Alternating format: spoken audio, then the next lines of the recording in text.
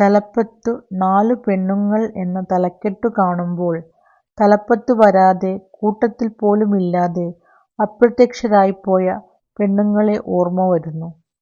അവർ ഇല്ലായിരുന്നെങ്കിൽ, അവരുടെ ചെറുത്തുനിൽപ്പുകളും വിയോജിപ്പുകളും ഇല്ലായിരുന്നെങ്കിൽ ഈ 4 പെണ്ണുങ്ങൾ ഇപ്പോഴും ഇരുന്നിടത്തു തന്നെ ഇരുന്നേനെ.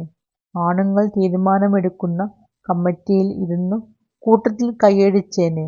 അവരുടെ പത്രസമ്മേളനങ്ങളുടെ പിന്നാമ്പുറങ്ങളിൽ വന്നുനിന്ന് അവരെക്കാൾ ക്രൂരമായ ചിരി ചിരിച്ചേനെ. അനീതിക്കു അകമ്പടി ആയേനെ. ഇവർ ഇന്നു നടന്നുകയറിയ വഴികളിൽ മറ്റുള്ളവരുടെ ചോരയും കണ്ണീരുമുണ്ട്. സന്ധിയില്ലാത്ത മനുഷ്യർ തോൽക്കുമെന്നുറപ്പിച്ചു നടത്തിയ പോരാട്ടങ്ങൾ ഉണ്ട്.